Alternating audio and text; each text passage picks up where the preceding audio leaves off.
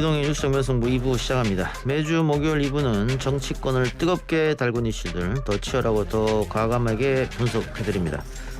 쇼미더 정치 조상호 전 더불어민주당 상근부대변인, 국민의힘 이준석 전 최고위원 나와 있습니다. 어서 오십시오. 네, 안녕하세요. 설 전에 나올 것으로 알려졌었던 부동산 대책, 변창흠 장관이 임명된 후 첫 번째 대책이기도 한데요. 공공주도 3080 정책입니다. 공공주도하에 서울 30만 호, 전국에 83만 호의 대규모 주택 공급이 골자인데 여야 평가는 역시나 갈린 것 같습니다. 여당 입장부터 들어볼까요? 예, 일단은 전문가들이 예상했던 전체적인 전국 단위 공급 확대 정책으로 고려해 보더라도 한 30만 호 정도일 거다. 그중에 서울 같은 경우, 서울 수도권 같은 경우는 7, 8만 호에 그칠 것이다, 이런 예상을 많이 했는데 실제로 발표된 걸 보면 거의 3배 육박하는 정도로 대규모 공급 대책이 나왔고요. 그중에 서울 같은 경우만 해도 32만 호, 그다음에 수도권을 다 합치면 한 61만 호, 그다음에 지방의 대도시 중심으로 22만 호를 공급하는 대규모 공급 계획이 나왔습니다. 그래서 이거 지금 공급 문제로 인한 지금 현재 그 부동산 시장의 경색 문제는 상당 부분 해소될 것으로 기대할 수 있을 것 같습니다. 그런데 지금까지 문재인 정부가 새로 짓는 것만이 공급이 아니다, 이런 스탠스였거든요. 네네. 그리고 이렇게 할 거면 임기 초반에 할 수도 있었을 텐데 임기 말에 이렇게 하는 것. 그럼 결국은 부동산 정책은 앞서서 했던 건 실패했다, 이렇게 해석할 수 있는 거 아닙니까? 그러니까 앞선 부동산 정책 관련해 가지고 그 공급을 우리가 아예 이렇게 제한했다거나 그런 측면은 없었습니다. 예. 일상적인 전 정부에 비하면 굉장히 공급을 많이 늘렸는데 그 늘리는 부분에 관련해 가지고 기존 주택 거래, 그러니까 중고 주택 거래를 이제 여러 가지 세제 제한을 통해서 부동산 투기이익을 환수한다는 측면에서 그런 부분을 제한하다 보니까 기존 주택 거래가 경색이 되면서 신규 공급만으로는 해결할 수 없었던 문제가 있었거든요. 그래서 그런 부분들을 이제 뒤늦게, 그러니까 어떤 정책적인 조정을 통해서 문제점들을 발견하고 해소하는 작업이라고 좀 봐주셨으면 좋겠습니다. 예, 이전 최고. 저는 이제 뭐 공급 위주로 전환하겠다고 하는 거, 아까 진행자 말씀처럼 결국에는 좀 더 빨랐으면 좋았을 것이다, 이런 생각을 했는데 예.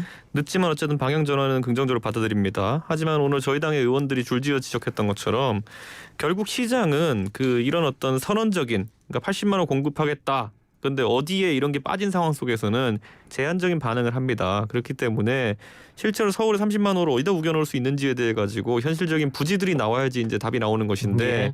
사실 지난번에 이제 뭐 태릉지구 개발이라든지 여러 언급을 했지만은 다 지역 주민 반대가 있는 곳들이고 각자 뭐 문화유산도 있고 여러 가지 문제가 있어가지고 부지 찾는데 실패했거든요. 예. 그럼 또 다시 이제 뭐 그린벨트 푸는 문제라든지 이런 쪽으로 환원될 수 있는데, 전 이런 것들에 대해 가지고 변창흠 장관이 빨리 신속하게 시장의 궁금증을 해소할 필요가 있다, 이런 생각이 듭니다.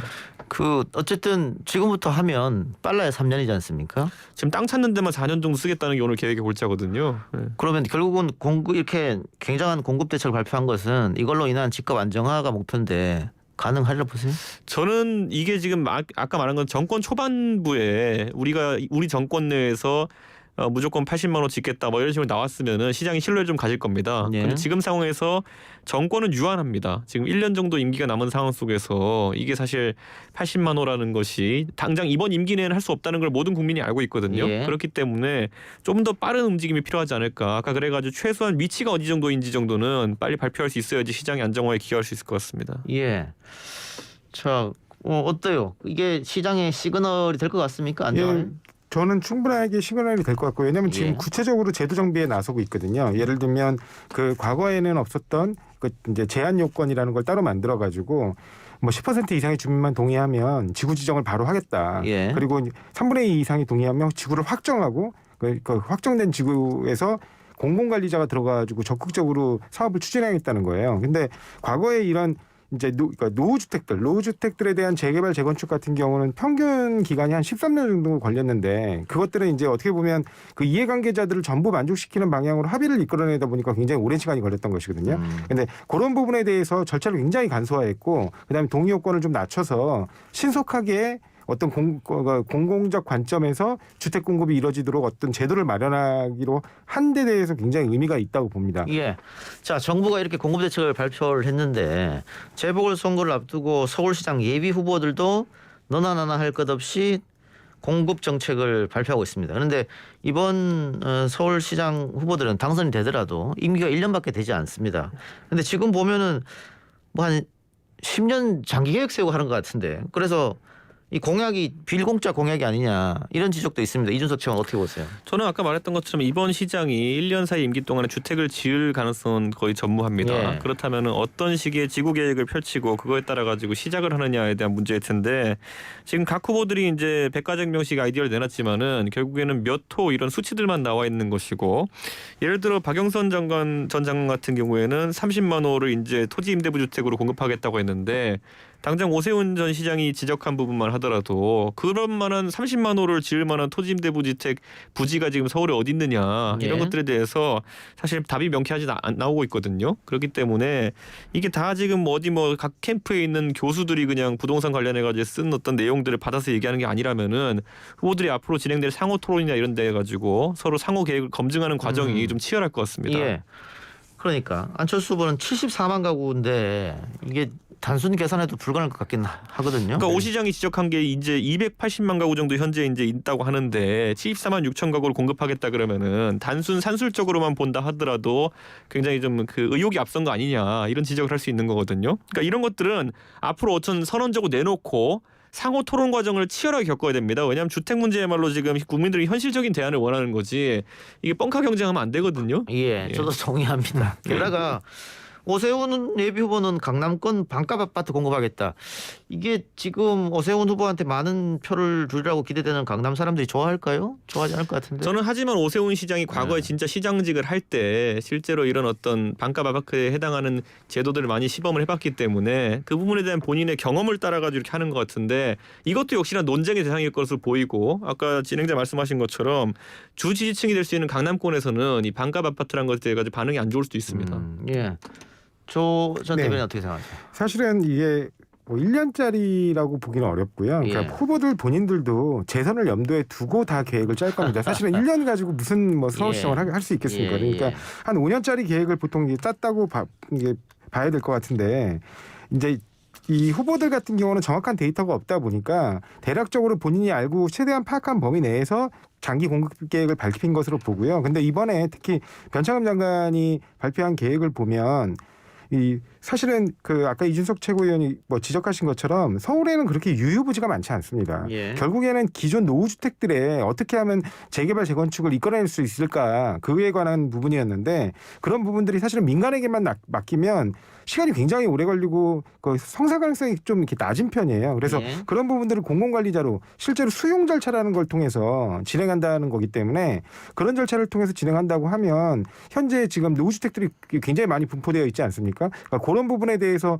신속한 이제 용지 공급이 가능해질 것 같고 또 특히 강남이 이제 문제가 되고 있는데 그 강남 같은 경우는 지금 이번에 발표된 계획을 보면 어차피 공공관리자들이 진행하기 때문에 SH나 LH죠. 거기서 진행하기 때문에 재건축 초과이익 환수를 적용하지 않겠다는 거예요. 근데 이게 항상 강남에서는 그 재건축 초과이익 환수에 관한 문제가 그 어떤 재건축 재개발을 가로막는 그 어떤 그 대표적인 규제였거든요. 근데 예. 그런 부분을 풀어내면 결국에는 그 부분에서도 상당하게 많은 공급이 이뤄질 것으로 기대할 수 있을 것 같습니다. 저는 근데 지금까지 사실상 명문화된 규제 외에도 보면은 서울시 산하에 있는 이제 도시건축 이제 위원회 이런 곳에서 재건축 단지 심의할 때 보면은 좀 이상한 요구들을 많이 했습니다. 예를 들어서 뭐 잠실 5단지 같은 경우에는 지으려면은 굴뚝을 보존해라 뭐 이런 거 있잖아요. 예. 아니면 뭐 청량리 같은 경우 588 단지를 보존하면서 아파트를 지어라라든지 어딘 뭐 교도소 담벼락을 남겨놓고 그 안에 아파트를 지어라든지 이건 사실 그냥 인허가 해주기 싫어가지고 그냥 계속 이런저런 걸 보존하라고 요구했던 것이거든요. 그러니까 사실 아까 말했던 택지 공급에 있어가지고 유휴부지 찾는 것도 한 가지 좀 이렇게 과제지만은 예. 지금까지 좀 그냥 속된 말로 말도 안 되는 이유로 묶어뒀던 어떤 개발에 대해서도 조만간 결론을 내야 되는 것이 아닐까. 이거는 1년짜리 시장도 할 수 있는 부분이긴 합니다. 그러니까 정부가 지금 뭐 30만 전국 80만 내놨는데 그 서울시 후보들은 또 각자의 또 의견을 내놨단 말이에요. 근데 뭐 인허가권은 또 지자체에 있으니까 네. 이걸 정부랑 뭐 만약 당선된 분들이랑 잘 협의를 해야 당연히 될 것 같고요. 좀 두고 봅시다. 말 그대로 빌공짜 공약이 되면 안 되니까 말이죠. 그리고 이 명절 전에 또 명절 후에 이제 재보궐 선거가 있으니까 늘 이렇게 명절 전후에 선거가 있으면 뭐 설 밥상머리 또 추석 밥상머리에 뭐가 올라가냐 이게 관건인데 이번 설은 글쎄요. 코로나19가 5인 이상 집합 금지니까 사실상 명절 세지 말라 모여서 이거기 때문에 그 설 민심이 뭐 뚜렷하게 나타날지는 잘 모르겠습니다. 다만 설을 앞두고 또 설 지나고 선거가 있으니까 재난지원금을 어떻게 지급하느냐 여기에 민심이 많이 흔들릴 것 같은데 일단 이재명 지사는 계속해서 보편 얘기하고 있고 또 이낙연 대표도 교섭단체 대표연설에서 보편 플러스 선별을 얘기를 했어요. 그런데 홍남기 부총리는 안 된다. 게다가 오늘 정세균 총리도 보편은 어렵다 이렇게 얘기했단 말이죠. 그러면 당정청이 의견이 갈리는 거 아닙니까? 이거 하나로 모아지는 게 아니고? 예, 일단은 정부에서는 재정에 대한 우려를 자꾸 하는 것 같아요. 근데 사실은 재난지원금의 선별 지급은 어떻게 보면 재난지원금의 지급이라기보단 국가가 당연히 헌법에 따라 해야 될 의무를 이행하는 것에 불과한 것이거든요. 왜냐하면 우리 헌법은 기본적으로 공익 목적으로 재산권 사용을 제한하면 그에 대해서 반드시 정당한 보상을 하게 되어 있습니다. 그런데 우리 지금 이 감염병 예방법에 병원 시설 제한을 제외한 나머지 어떤 영업 시설 제한에 대해서 보상책을 두고 있지 않은 약간 위헌적 상태가 지금 있거든요. 근데 그런 부분에서 당연히 헌법에 따라 보장될 권리를 일부 보전해 주는 것을 재난지원금으로 얘기하는 건 저는 솔직히 좀 이해는 안 됩니다. 그래서 그런 부분에 대해서 만약에 재원이 문제라면 확대 재정을 좀 하고 그 부분에 대해서 그러면 재정 적자가 문제가 된다면 따로 세금을 더 걷어야겠죠. 왜냐하면 지금 이 코로나 시대에 오히려 혜택을 보거나 코로나 시대에 불구하고 그렇게 특별한 경제 타격이 없는 부분도 일리 있거든요. 근데 그런 부분에 대해서 적극적으로 세원 발굴을 해서 오히려 코로나 시대에 굉장히 많은 타격을 보고 있는 그런 업체들이나 소상공인들에 대한 숨통을 좀 살려줘야 될 거 아니겠습니까? 민주당 의원들의 대체적인 생각도 지금 조 전 부대변인하고 같은 것 같은데 네. 그 고관을 쥐고 있는 사람이 안 된다고 하니까 그러면 설득을 하거나 네네. 이번에 민주당 최고위원회에서 이럴 거면 나가라 이런 말까지 나왔다고 하는데 네. 뭐 잘 될 것 같아요? 당정 협의에 관해서 충분히 좀 협의를 하고 만약에 홍남기 부총리가 그럼에도 불구하고 그렇게 어떻게 자기가 이로서의 소신이 그렇다고 하면 그때는 정말 한 번쯤 그 인사에 관한 신임 여부를 따져봐야 될 것 같습니다. 이준석 저는 최고. 이렇게 당정청 간의 어떤 이견이 있을 때 그 조율하는 주체는 당연히 대통령이 돼야 됩니다. 어쨌든 1호 당원이고 당에서는 그리고 행정부의 수반이기 때문에 거기에 대해서 이제 가름을 터야 되는 상황인데 이 재난지원금 논쟁 같은 경우에는 지난 선거를 앞두고 1차 지원금이 지급된 이후에 2차, 3차 지원금은 선별 지급을 해봤고 이제 4차기 때문에 충분히 각 방식의 장단점이 알려져 있습니다. 예. 그렇기 때문에 대통령께서 방역이나 이런 걸 종합적으로 검토해가지고 이번에 무엇이 옳은지 말씀하시면 되는 거거든요. 그런데 거기에 대해서 지금 다소 이제 결정이 좀 늦어지는 것이 안타깝다 이런 말씀을 드리고 저는 홍남기 부총리 입장에서는 지금까지 이 사안 말고도 꾸준히 이제 당정 간에 이제 의견 차이를 노출했었는데 저는 홍남기 부총리 입장에서도 결국에는 재정이 만약 파탄 나게 되면은 본인에게 이제 책임이 돌아간다는 사실을 알고 있기 때문에 강력히 항변할 수밖에 없는 것이고 제가 인용하자면 삼국지에 보면은 조조가 내 말 듣고 무조건 군량을 마음대로 이렇게 해서 나눠줘라 했다가 나중에 군량 담당관 참수해 버렸잖아요. 예. 그런 일이 발생하지 않으려면은 초기에 이제 너무 이제 그 당의 말만 믿을 것이 아니라 본인이 적극적인 의견 개진을 하려는 걸로 보입니다. 그 야당 입장에서는 선거 전에 전 국민 지급하는 게 선거에서는 굉장히 불리해지는 거 아니에요? 근데 이렇게 보면 될 것 같습니다. 그때는 재난지원금이 처음이었고 예. 재난지원금에 대해 가지고도 상당한 액수가 지급됐습니다. 4인 가족 기준으로 거의 80만 원 가까운 액수가 지급되었는데 지금은 재정 여건을 고려해 봤을 때 당장 경기도에서 10만 원 얘기하고 지난번에 보편성 지급으로 민주당에서 예산에 끼워넣었던 거는 2만 원짜리 휴대폰 요금 지원이었거든요. 그 재정 여력이 있는 상태인가에 대해 가지고는 지난 선거만큼은 우려가 심하지 않다 이런 생각을 하고 다만 이제 선별 지급을 해봤기 때문에 선별 지급이 조금 더 효용이 높다라는 것은 저희 야당의 일관된 입장입니다. 선별이 더 낫다. 그렇죠. 왜냐하면 사실 재난지원금은 재난을 당한 사람한테 돌아가야 된다. 예. 그럼 가장 어려운 분이 누구냐. 1차 재난지원금 같은 경우에는 재난지원금의 성격보다는 저도 소비진작금 정도의 이름을 붙일 수 있을 텐데 사실 소비진작 자체가 효과가 크지 않았다는 것은 KDI 연구 결과에서 나왔거든요. 그렇기 때문에 저는 이번에는 재난지원금의 이름에 맞는 어떤 지원이 돼야 된다. 그건 선별입니다. 조상호 대변인 다른 생각인 것 같은데. 예, 사실은 아까 말씀하신 대로 재난지원금 같은 경우는 원래 당연히 법률적으로 해야 되는 거고, 근데 지금 그러면 국민들은 그렇게 될 경우에 그러면 현재의 재난 상황이 국민들에겐 재난 상황이 아닌가요? 국민들 전반적으로 특히 이 선별지급에서 문제가 되는 건 그 선별하는 과정에서 예. 실질적으로 피해를 받으신 분들이 누락되는 경우들이 굉장히 많다는 겁니다. 예. 그렇기 때문에 그런 부분들까지 다 아울러 고려해서 일정 부분은 최소한의 정도로 뭐 어떤 기본적으로 모든 분들께 보편 지급을 하자는 거거든요. 예. 그렇게 해서 그 그물 안에서 걸려서 이렇게 빠져나가시는 분들 그런 분들에 대해서까지 실질적으로 어떻게든 그 현재의 재난 상황에 대한 그 보전적인 차원이 이루어지도록 하자는 건데 그런 부분이 어차피 크게 보상해 주는 것도 아닌데 그런 부분까지 억제해서 만약에 어떤 그 경제적인 뭐 어떤 재정적 보완책이 있게 되는지 저는 좀 이해하기 어려워요. 우리가 모든 선별적 복지나 아니면 계층을 나눠서 복지를 할 때는 어느 정도의 부작용이라든지 집계 미스 같은 것은 감수하고 하는 겁니다. 지금 당장 임대 아파트 단지 가보십시오. 그 안에 외제차 타는 사람 있습니다. 그렇다고 해가지고 임대 아파트를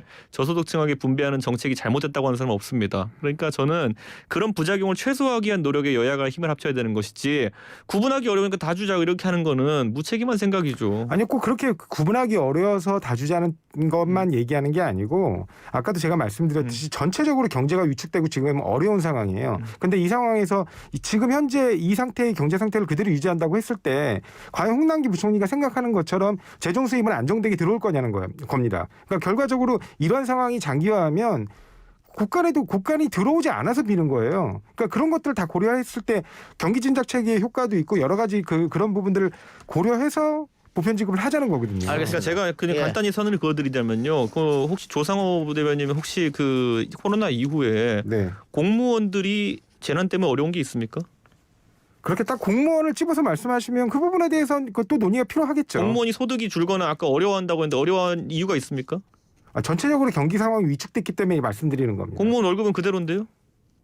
공무원들이 그러니까 제가 아까 말씀드렸잖아요. 그런 부분들을 정확하게 한 누군가의 계층을 타겟해서 딱 집어서 얘기할 거면 그 부분에 대해서는 논의가 필요하지만 아까도 말씀드린 것처럼 우리가 얘기하고 있는 그 어떤 특정 업종과 관련된 선별 지급만 필요하고 전체적으로 보편 지급에 관해서는 아예 입을 다물자 그렇게 얘기하는 건 아니라는 겁니다. 그러니까 알겠습니다. 정리해 주세요. 100만 공무원 시대고 공기업 근무하는 분들 그리고 소득이 변하지 않은 여타의 인물들 같은 경우에는 좀 어느 정도 선별이 가능합니다. 그런데 예. 그런 것들이 어렵다고 주장하면서 하지 않는다는 거는 결국 정말 어려운 분들에게 진짜 2차 3차 재난지원금 보면은 자영업자들한테 100만 원이라도 드리자는 게 이제 우리의 알겠습니다. 합의였는데 예. 그거 안 하려고 하니 귀찮으니까 핸드폰 요금을 2만 원씩 뿌린 거 아닙니까? 자, 정리를 하죠. 보편이 좋냐 선별이 좋냐는 우리가 뭐 1차, 2차, 3차 때 계속해서 논쟁했던 부분이니까 현실적으로 만일 당정청에서 합의를 해서 논쟁 끝에 선거 전에 보편을 지급한다 결론이 나면 국민의힘 쪽에서는 굉장히 선거에 불리할 텐데 그래서 제가 다른 의원들을 여쭤보니까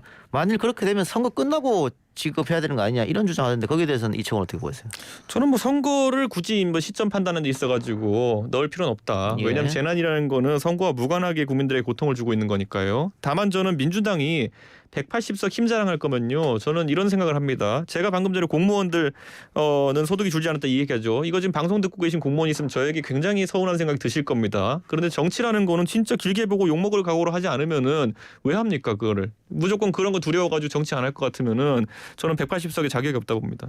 예. 근데 사실은 아까 말씀하신 것처럼 이게 그 보편 지급이 소비 진작 차원의 효과도 있다고 본다면 그거를 갖다가 꼭 정말 피해를 입은 사람한테 한정돼 가지고 집어내서 해야 되는지 그게 맞는지도 잘 예. 저는 이해가 안 핸드폰 돼요. 요금 2만 원씩 뿌려가지고 경기가 좋아졌다는 소리 듣지 못했습니다. 예. 알겠습니다. 자, 뭐 보편이나 선별이 논쟁은 저는 뭐 너무 많이 해서 또 아까 KDI 얘기했으면 또 다른 자료는 또 다른 의기가 있으니까요. 예, 좀 보고요. 국민의힘에서 대정부 질문 나서는 의원들에게 가이드라인을 배포했다 이렇게 논란이 됐었는데 주호영 원내대표가 그게 뭐 문제가 되느냐 또 이렇게 항변했는데 이제 여당에서는 문제가 크다고 보고 있겠죠? 아니 정말 부끄러운 일입니다. 무슨 소속 의원들 다 독립한 헌법기관들인데 소속 의원들한테 그것도 아주 선정적이고 선동적인 어떤 어구를 써가면서 사실은 성폭행이란 말은 어떻게 보면 그 어원적 의미로는 사전적 의미로는 이른바 강간을 얘기하는 거예요. 예. 그 법률 용어로. 근데 그게 지금 그런 사건들은 아니거든요. 근데 그런 걸 의도적으로 성폭행이라는 용어를 사용해가지고 그렇게 프레임 지어서 대정부 질문에서 모든 그 방향을 그쪽 방향으로 몰고 가라는 거거든요. 예. 근데 대정부 질문이라는 건 정부의 어떤 정책 시책이 잘못된 부분들이 있으면 그런 부분들을 국민의 대표로서 지적하라는 자리인데 그런 자리에 정치적인 공방을 벌이라는 이게 정말 공당으로서 할 수 있는 얘기인지 정말 그 눈을 의심하고 귀를 의심할 지경이에요. 예. 저는 이런 거죠. 그러니까 뭐 성폭행이라고 된 거는 당연히 오타에 가까운 것이고 성폭력으로 저희도 정정해서 얘기를 하는데 사실 이번 대정부 질문에서 첫 코너가 뭐냐면은 첫날은 정치 분야에 대한 질문이 있습니다. 그렇기 때문에 정치 있어가지고 사실 광역자치단체장 15명 당선시켜줬더니만 그중에 2사람이 지금 이제 성 비위로 사퇴하는 게 지금 민주당의 현실이거든요. 그렇다면 거기에 대해 가지고 권력형 성범죄를 방지할 수 있는 방법이 뭔가를 질의해야 되고요. 이번에 그 부분을 질의하게 된 것은 또 박원순 시장 돌아가신 다음에 거의 반년이 지나서야 그 사안에 대해서 결론이 나왔어요. 인권위에서. 그러다 보니까 그렇게 좀 늦어지면서 2차 가해가 지속된 부분 이런 것들에 대해 가지고는 당연히 국민을 대표해 가지고 야당이 질의할 수 있는 것이고 이걸 뭐 프레임을 뭐 다 잡는 것도 아니고 예를 들어 성폭력 프레임을 원전 게이트에 어떻게 엮을 겁니까? 그러니까 특정한 사안 이번에 문제가 된 재보궐선거에 대해 가지고 그 문제에 집중하고 예를 들어서 그 밑에 보면 또 다른 내용이 뭐냐면요. 자꾸 이런 얘기를 하면은 그 장관이나 국무위원들이 답변하면서 다른 이야기를 하니까 그쪽에 집중해서 질의하라는 얘기를 한 것이고요. 저는 뭐 이런 부분에 대해 가지고 뭐 받을 비판이 있다 그러면은 당연히 받아야 된다 봅니다. 아니 그게 아니라 지금 말씀하신 것처럼 그 권력형 성범죄에 대해서 그런 재발 방책을 만드는 거라면 그렇게 해야죠. 예. 근데 왜 성폭행 부분을 프레임을 집중적으로 부각시키라는 표현을 씁니까? 예. 저는 제가 말씀드렸잖아요. 이번 정치 분야 질문이기 때문에 정치의 가장 큰 현안이 뭡니까? 4월에 다가온 재보궐선거고요. 거기에 책임 소재, 재발 방지책 등은 충분히 논의해볼 수 있는 사안이고 그 중심에 성폭력이 있는 것이죠. 예, 알겠습니다. 근데 어쨌든 국민의힘 원내 행정국이 반기업, 반시장경제, 반법치주의, 성폭행을 집중해서 프레임으로 만들어라. 이건 뭐 과거 정치 같긴 하고요. 더 중요한 거는 이렇게 프레임을 씌웠다고 해서 선거에 유리한 구도가 되겠느냐? 저는 그렇게 보지 그건 않고요. 아닌 것 같은데. 어쨌든 근데 성폭행이라는 단어가 등장해가지고 좀 이례적인 것이고 각 당에서 원래 이런 준비 문건을 만드는데 저희가 이번에 성폭력이라는 단어가 들어간 것은요. 왜냐하면 이례적으로 진짜 성폭력 사건이 일어났기 때문이에요. 그전에는 민주당이 야당 시절에는 저희를 성폭력 프레임을 엮으려고 해도 그런 사건이 없었으니까 못 엮은 거죠. 그게 정말 없었나요? 어떤 사건이 있었죠? 그 당에서 성폭력에 관련돼서 문제 많았던 거 예를 들면 여기자 성추행 사건이라든가 뭐 재수 성폭행 사건이라든가 그다음에 뭐 영화에서의 어떤 불륜 사건이라든가 굉장히 많았던 것 같은데요. 재수 성폭행이 언제 있었습니까? 재수 성폭행 그 김영태 의원을 얘기하는 겁니다. 김영태 전 의원. 그거는 그분은 당선되자마자 직후에 바로 사퇴했습니다. 그렇기 때문에 우리 당의 직후에 소속으로 사퇴한 게 아니라 탈당을 했죠. 그러니까요. 제가 탈당시켰습니다. 그러니까 그 문제에 대해 대정부 질문할 여력이 없을 겁니다. 아니 그 탈당으로 그러면 책임을 다 졌다고 지금 말씀하시는 거예요. 공당에서 그렇게 공천을 했는데 그때 이미 선거 진행 과정에서 그 문제가 불거졌어요. 근데 끝까지 그 공천 취소를 안 하고 밀어붙였지 않습니까? 자 그렇게 따지면 박원순 시장에 대해서 책임지셔야겠네요. 박원순 시장이 본인이 지금 직에서 물러나 있는 상태 아닙니까? 사방으로. 근데 그걸 지금 얘기하실 건 아니죠. 그럼 김영태 의원은 탈당했는데 왜 그러면 김영태 의원을 그러면 직에서 물러나게 하셨어야죠. 그래요. 어떻게 물러나게 합니까? 탈당했는데. 아니 그러니까 본인을 원래 그때 아까도 지금 말씀드렸듯이 김영태 의원 사건 같은 경우는 이미 선거 진행 과정에서 그게 문제가 불거졌습니다. 근데 공천 취소 안 하셨잖아요. 선거 과정에서 거기에 깃발만 꽂으면 자, 당선되는 예. 그 지역에 공천해놓고 아무 책임도 안 졌지 자, 않습니까? 그런데 결국 나중에 김영태 의원이 그 재수 성폭행 때문에 취재를 받았나요? 재수성법 그거는 공소시효 지나서 기소도 안 했습니다. 그런데 뭘 자꾸 취재를 근데 하는 그 거예요? 이후에 그거 명예훼손 오히려 그분이 거짓말했다라고 얘기해서 명예훼손 처벌받았죠. 그거는 선거 과정에 있었던 거니까 선거 과정에 처벌할 수 없었죠 저희가. 그거 아시면서 왜 그렇게 물어보십니까? 그거는 어쨌든 청취자들이 판단할 거라고 그래요. 봅니다 저는. 알겠습니다. 자, 선거 이걸 다시 돌아가죠. 자, 야권 단일화 서울시장 문제인데 지금 보니까 그럼 결국은 투트랙을 할 것 같습니다. 그 국민의힘 쪽에서는 따로 경선을 하고 안철수 금태섭 따로 경선하고 이렇게 해서 한 사람씩 올라오면 3차 경선 이렇게 가는 것 같은데요. 뭐 그런 기획을 가지고 금태섭 의원이 제안한 것으로 보이고요. 예. 저는 안철수 대표가 이제 부분적으로 받아들였다 이렇게 보는 것이 예. 하긴 하겠다 했는데 가장 중요한 금태섭 의원의 제안 중에 하나가 뭐였냐면은 매주 토론하자 했어요. 예. 이것도 참 이례적인 게 보통은 각 후보가 단일화를 하면은 여론조사를 어떻게 할까 이거 갖고 이제 삽바 그렇죠. 싸움을 하는데 이번엔 토론을 할까 말까로 삽바 싸움 하는 것 같습니다. 예. 그래서 안철수 대표 측에서는 100% 여론조사를 하자 이렇게거든요. 그렇겠죠. 근데 그거는 말할 필요도 없는 것인 게 금태섭 의원은 지금 현재 무소속 상태이고 안철수 대표의 국민의당은 지금 상황 당원이 그렇게 많지도 않고 당 구조가 튼튼하지 않기 때문에 당원 경선을 할 수 없는 구조로 알고 있습니다. 그렇기 때문에 어차피 여론조사 경선인데 그런 뭐 얘기를 할 필요는 없고 오히려 금태섭 의원이 말한 어떤 그 토론을 자주 하자는 것에 대해 가지고 응답이 좀 없는 상태라 볼 수 있습니다. 예. 스무스하게 잘 안 되리라고 보십니까? 저는 뭐 어쨌든 두 분이 사실상 안철수 대표의 인지도라든지 아니면 그런 어떤 득표력이라든지 이런 것들이 금태섭 의원의 입에서 많이 높아 보이기 때문에 결과를 놓고 다툰다 이런 생각보다는 좋은 모양새를 만드는 시너지가 날 수 있는 단일화 하는데 좀 머리를 맞대고 계신 게 아닌가 이런 생각을 하고 저는 뭐 순탄하게 진행되길 기대합니다. 근데 나경원, 오세훈 후보가 본격적으로 이 경선판에 뛰어들면은 전체적인 이 지지율이 오를 줄 알았는데 지금 좀 답보 상태에 있는 거 아니에요? 안철수 대표는 어쨌든 뭐 근접해야 나중에 뭐 다시 경선을 해도 여론조사를 해도 이길 가능성이 있을 텐데. 근데 잘 아시겠지만 어느 선거든지 사실 정책 경쟁이라는 거는 초기에 분위기 잡는 그런 어떤 약간 밑밥 가는 과정이고 결국은 후보들 간의 상호 토론이라든지 이런 적극적인 경선 절차가 진행돼야지 달아오릅니다. 그렇기 예. 때문에 저는 이제 저희 당에 이제 4명의 후보가 추려지게 되면은 그다음부터 상호 토론이라든지 이런 과정을 통해 가지고 상호 검증이 되기 시작할 거다 이렇게 봅니다. 자, 정의당이 결국 4월 재보선에 공천을 하지 않기로 최종 결정됐는데 이렇게 되면은 민주당에 약간 유리해지는 거 아닙니까? 그 지금 어떻게 보면 그 유리할 수도 있고 불리하다고 얘기할 수도 있겠죠. 그러니까 여러 가지 이제 이런 부분들이 자꾸 쟁점화될 때, 그러니까 예. 지금 정의당에서 계속 그런 부분들을 언급하고 있기 때문에 쟁점화될 때는 우리한테는 쉽지 않을. 약간 좀 불편한 부분들이 있는 것 같고요. 근데 반면에 이제 거긴 후보가 없기 때문에 결과적으로는 진보 진영이 하나의 표로 이렇게 뭉친다고 볼 때는 뭐 우리한테는 긍정적 요소로 작용할 수도 있을 것으로 봅니다. 근데 뭐 다른 당의 뭐 이렇게 지금 방향이라든가 움직임이 어떻든지와 상관없이 지금 현재 우리 당 후보들이 나름 자기 입장을 잘 표명하면서 어떤 정책적인 부분에서 시민들에게 많이 내용을 어필할 수 있는 부분으로 준비가 많이 되어 있다고 생각하거든요. 그래서 그런 부분들 잘 준비된 대로 예. 시민들에게 잘 설명을 하면 꼭 우리 그러니까 이번 서울시장 뭐 선거라든가 부산시장 선거에서 좋은 결과가 나올 거라고 예상하고 있습니다. 근데 저는 이제 이런 게 정의당이 사실상 아까 뭐 성폭력 프레임 이런 얘기가 나왔는데 아까 조 대변인도 그런 걸 우려하고 있는 것 같아요. 결국 후보가 안 나오는 건 안 나와서 단일화 효과가 있지만은 반대로 성폭력에 책임이 있는 정당은 후보를 내지 말아야 된다는 여론도 비등할 수가 있습니다. 그 예. 부분이죠. 예, 네. 예. 그 부분에서 어떤 영향을 미칠지는 선거 결과가 나오면 알겠죠. 두 분 말씀 오늘 여기까지 듣겠습니다. 네. 수고하셨습니다. 감사합니다. 네, 감사합니다.